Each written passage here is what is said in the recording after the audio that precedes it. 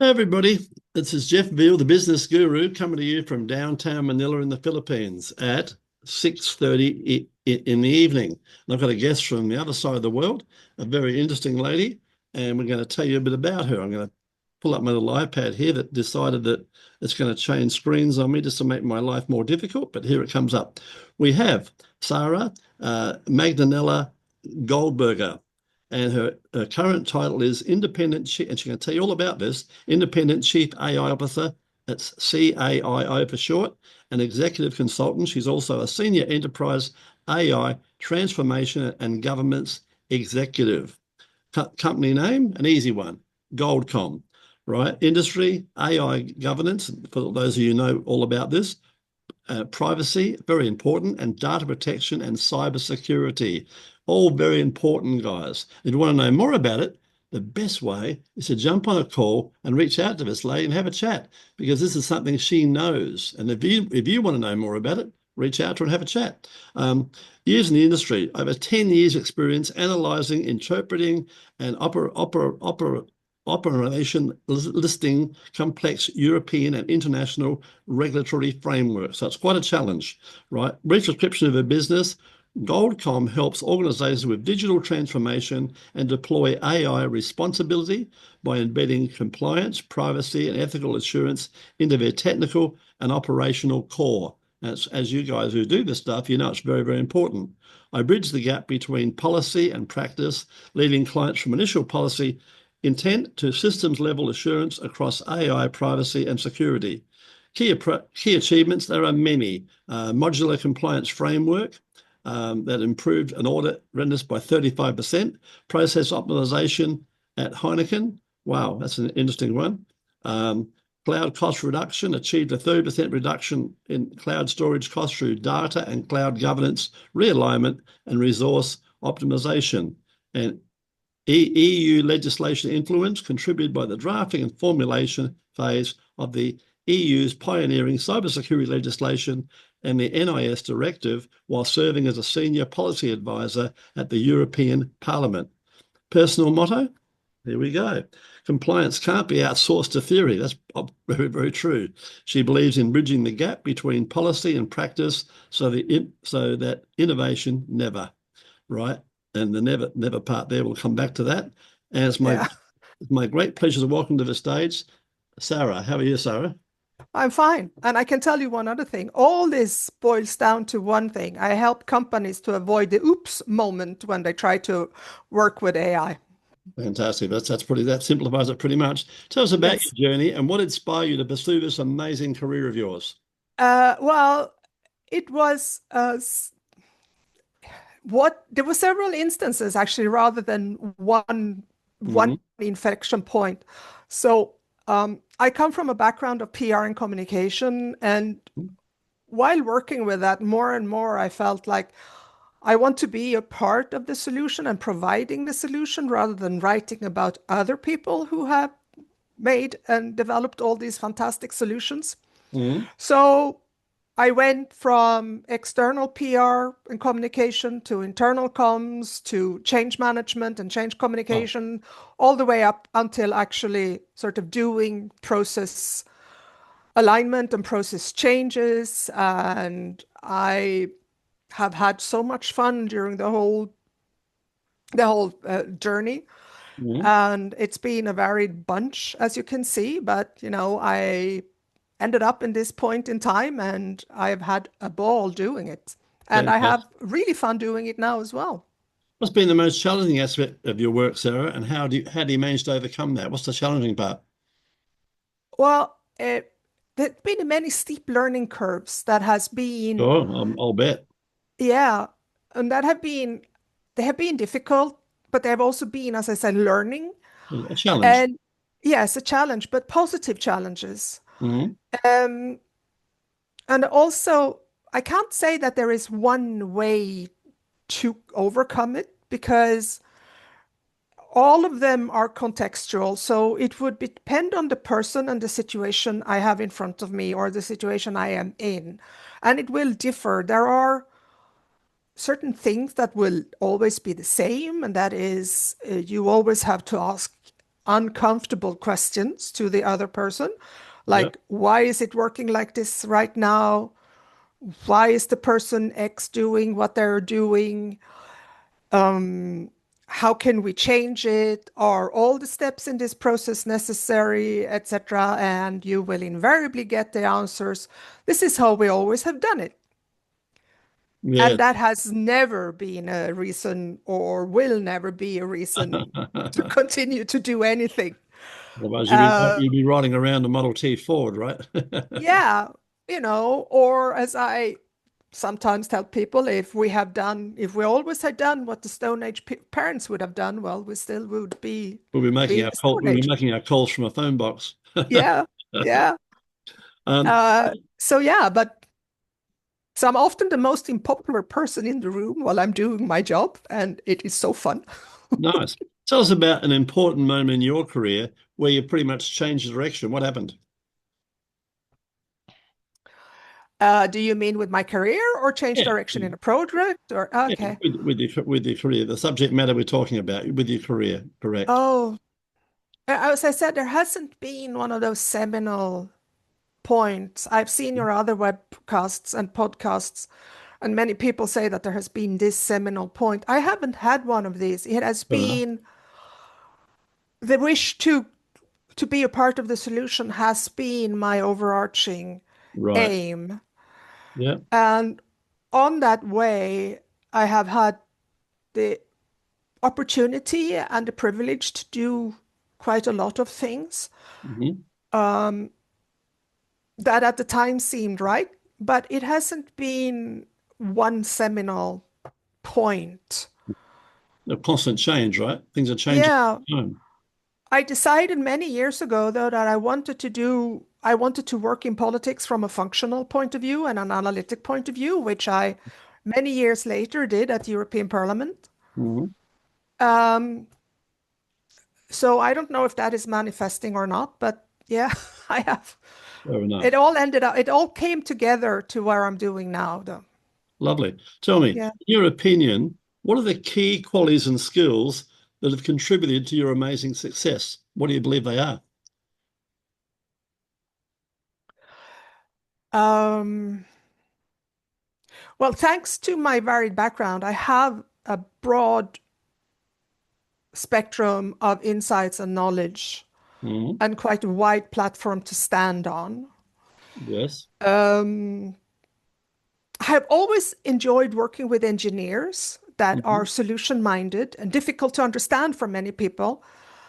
I've always enjoyed interpreting them, so to say, and put their ideas into practice. Yes.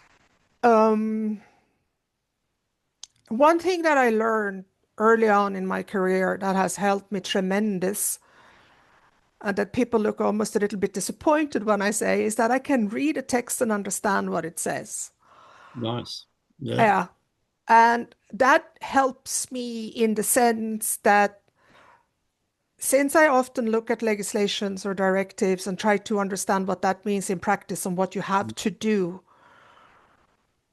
there is always the slight balance between what you should do and what you ought to do, and they are not always the same. You're not aligned. Yeah. No, they're not always aligned. And every regulator or every piece of legislation, they know that it is, well, unless it is criminal law, it's almost 100% impossible to be legal.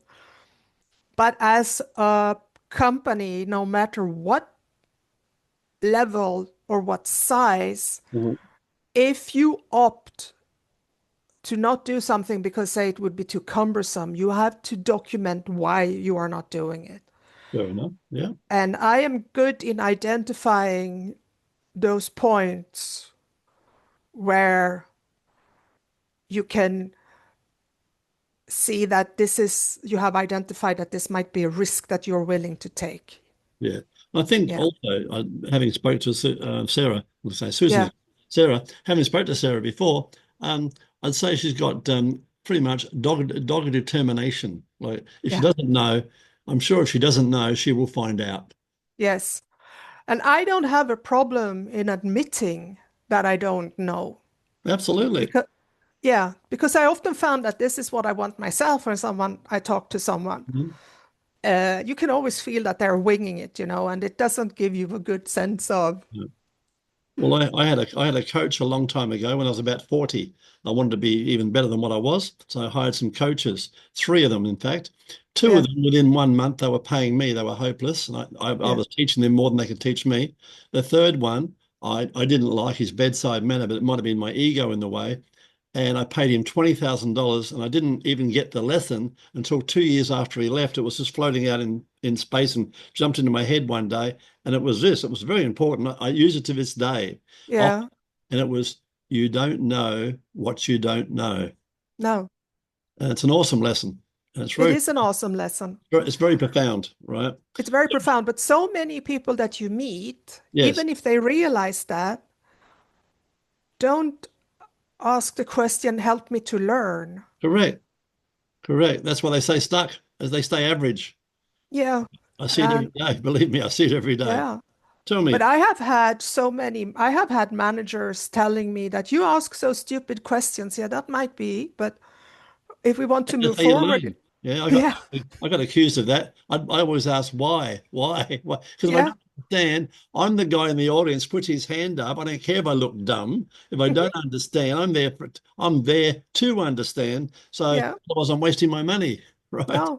And I can bet you that there are 80% of the audience who are relieved that you are asking the question. Correct, correct. I used to say that when people try to pull me up, I said, listen, you might know it, but there's plenty of people here who don't, just like me. But I'm going to put Yeah, my hand up and ask. Tell me, yeah, how do you yeah. stay motivated and continue to innovate in your amazing field? What's your secret there?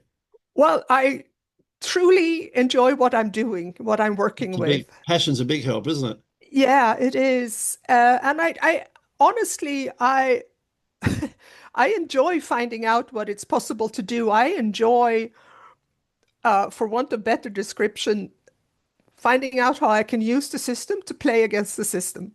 Fair enough. That's a bit of fun. Yep. Yeah, it I get is. that. Yep. And also, I have been spoiled by every point of the world. I met fantastic people. Yeah. As you say, you might not like them at the time, but you know, we can't like everyone, and I'm sure not everyone likes me, so that normally balance out in the final I always final bankruptcy. that's their loss, I say. Tell me, But yeah, tell us, tell us a recent project or achievement amongst your many. Tell us a recent one that you're particularly proud of. yeah. Uh, I had one fun project that I did for a woman, a solopreneur who was just starting out with AI. Mhm. And she had her agency, and she was like, I know I can free up time, but I don't know how. Please. So she reached out and we had a lovely chat. And Mhm. then came the real big thing. She said, my budget for all of it is up to $100 per month. Wow. Yeah. That won't buy you a coffee. But yeah, but I found solutions that she could, Mhm. uh, first of all, she could use them. She understood the logic behind it, Yeah. and she could implement them and use them in her Well, everyday yeah. Well, life. I get that because I laugh at people who say I'm not going to spend $20 a month on ChatGPT. No, I laugh. no, but I mean, why? But if you don't see the reason why, Yeah. and you don't see what you will get out of it, then I think Yeah. it's a perfectly understandable I wish it, approach. I wish it was $1,000, so less, and I'd be paying it. If it was $1,000, I would pay it, and be. You know why I wish that? Because there's less people misusing it. There'd be a lot less people misusing it, and there'd be True. lot less noise. Yeah, but in that noise, well, but I can see their point because Yeah, sure. why should you pay for something that you don't feel you get anything out of? Well, they got no idea then, because it's my best employee. I've got 36 team members, and I dare say, including me, it's better than all of us put together, Yeah, providing you drive it properly with the right yes, prompts, etc. yes. But if you don't do that and you only get these nonsense answers and you haven't No, I can see their point. If they don't feel that they get $20 out of it, then why should they pay? Well, if they want to stay ordinary, that's on them. Well, But I choose to be great. Tell me, yeah, but that's their choice. absolutely. Tell me, a Yeah. 20-year-old comes to you, might be a daughter, a son, a niece, or a nephew, and they ask you, um, I've just left school. What do you believe I should be doing with my life now? What would your answer be? Well, first of all, don't stress. You Absolutely. know, you have the time. Take your time, But breathe. yeah, when you're 20, you got plenty of time. Yeah. And somehow it's all going to work out. That's right. Uh, but find a passion to work with, Yes. Follow your dream. uh, because that is what I have done. I mean, when I went to university, I had no idea what I was going to do when I grew up. Yeah. I still not really sure what I'm going to do when I grew up, but Yeah. you know, I'm 77. I'm exactly in the same boat as you. yeah. And so I studied things that I thought were fun because Hmm. then the logic was I would have fun things to do. And overall, it has worked out. Hmm. And, but it was an uphill battle because everyone in my surrounding at school, before you at high school, the Swedish equivalent of high school, because I came from the wrong side of town, they were like, "Oh no, you will never. Never If make you it. are lucky, you might become an assistant nurse." And not that that is anything wrong with assistant nursing, Sure. absolutely not. Sure. But it wasn't what I wanted. Right. And when I told the counselor at school, career counselor at school, said, "I'm not particularly interested in that." She looked at, "Well, how did you think about welding?" Oh, goodness. And seeing that I did applied languages in high school, it wasn't perhaps the road I was thinking of. Unbelievable. Unbelievable. Yeah. The So, education department's got a lot to answer for, in my opinion.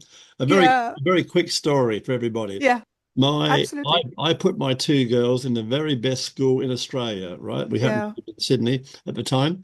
And one day they had this thing, and some people call it essay, other people call it composition. The school Hmm. told that my daughter, I didn't know any of us at the time, you got to go home and write about a superhero. So my daughter goes home, spends a few hours and writes out this lovely essay or what composition, takes it to school, and she gets an F. And the reason she got an F, right? Most of the children wrote about Superman or Batman and Robin. And my daughter wrote about her father as her superhero, and she got failed for that reason. I think it's a wonderful superhero. Exactly. But how sick is that? I mean, we went And down. yeah, no, I cannot. What? Based on what? Yeah, so we pulled him out. I pulled him out of that school virtually overnight because Yeah, it was all I over. can, I can tell you, I hope that she's continued to write about those superheroes, but I can Absolutely. tell, yeah, Yeah. I can tell you a story from my school. The first class, Yeah. suddenly my mother gets a phone call from my teacher Yeah. saying that she absolutely had to come to school because Sarah was disrupting the teaching and she was so horrible to deal with. And she was, not a good person. Right. So my mother rushes to school, wonder what has happened. Yeah. And it turns out that at the time, we were learning how to read and write, and we had come to the letter P.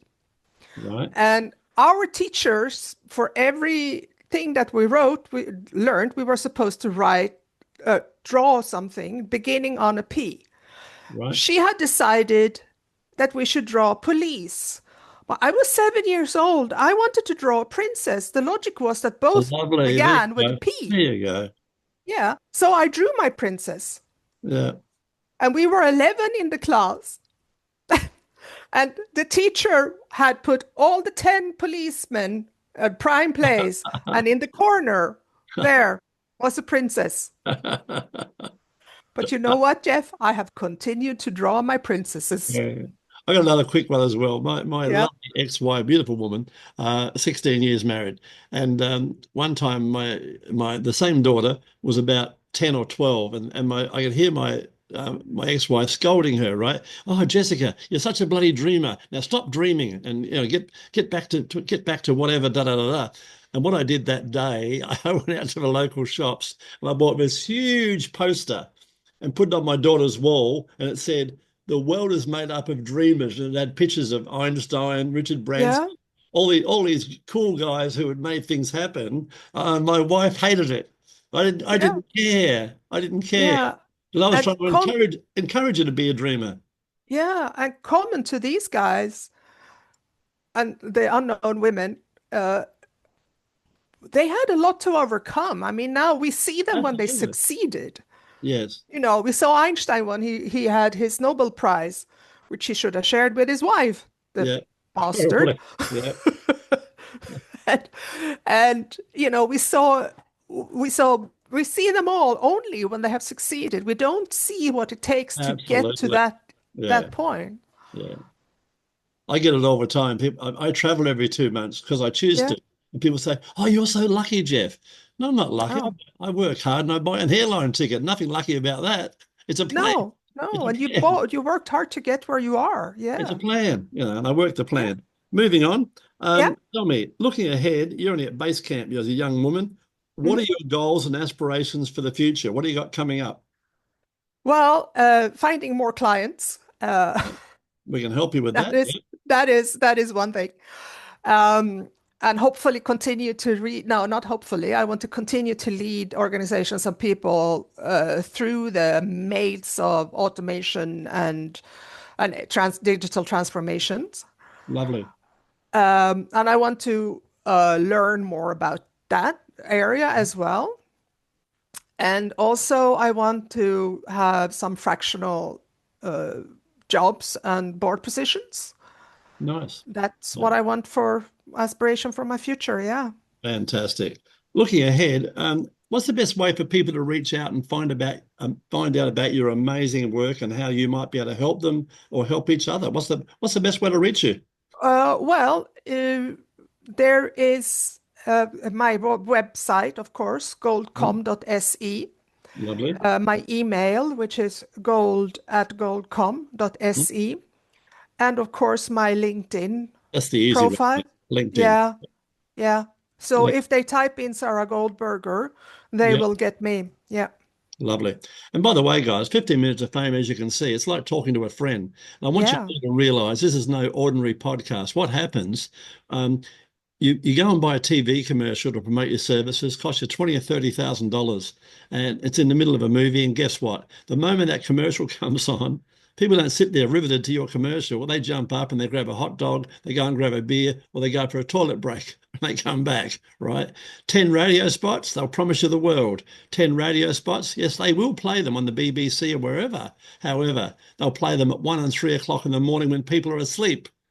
Come on, 15 minutes of fame, where it's all about you. We turn it into a mini movie, which is amazing. And it's about you, remember. And what we do, we put it on Quora, Reddit, LinkedIn, Facebook group, YouTube, and our new school group with all your social media links, potentially putting you in front of hundreds of prospects. Mm, And if you're fantastic. clever at your end, you do exactly the same. You go online and say, "I was interviewed by the guru," and keep using it because it's an evergreen piece of content, right? Mhm. It's It's about fantastic. you and your story, right? Tell me, before we let you go, you got to wrap Mhm. it up. Tell us a fun fact about yourself that most people do not know. Yes. I am a direct descendant to Sweden's last giant. Wow, how big a giant was he? How big was he? I have absolutely no clue. Right. Uh, but his name is the unpronounceable version of 𝐒𝐚𝐬𝐧𝐮𝐭𝐞𝐬. Interesting. And I think he was a strong man, but Yeah. he married a woman and he married her, and apparently they had 12 kids. So, and all of Wow. them survived. So we're a Wow. bunch, but yeah. Yeah. The when I was a youngster, I used to be fascinated by giants. Funny enough, when in storybooks and things, and the big one was, of course, Jack and the Beanstalk and Yeah. David and Goliath. Right? They were pretty. When you're a kid, they were pretty cool stories. So Yeah, they were pretty cool stories. But when I heard yeah, that uh,